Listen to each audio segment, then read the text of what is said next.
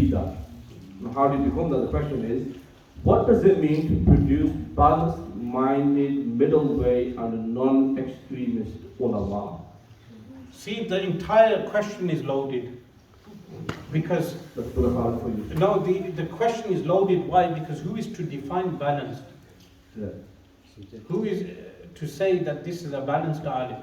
Meaning, if you fulfill the status quo of certain groups, some of them would refer to you as balanced.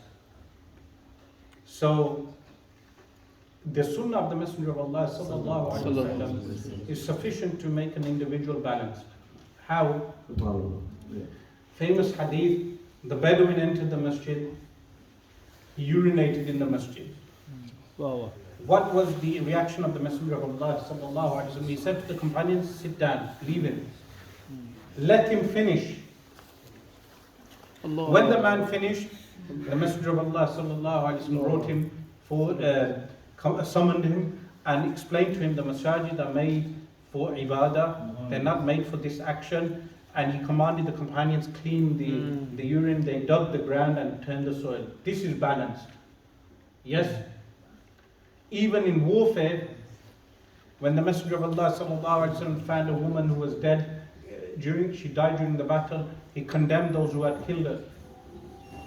So there are so many accounts of this in the Sunnah.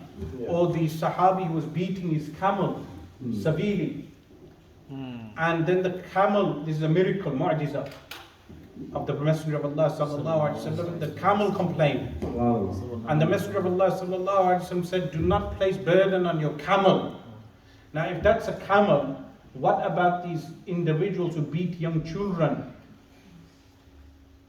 Yeah. They beat young children. Yeah. We are prohibited to beat mules and camels.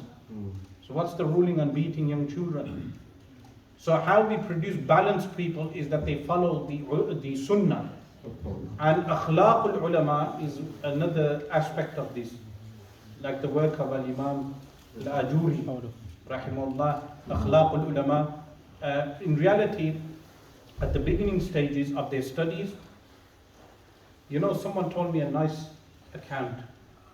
They told me in a certain country, Muslim country, before you start studying, before you are even enrolled into a madrasa, if you go to the madrasa to get enrolled, they will make you serve people for 1 year.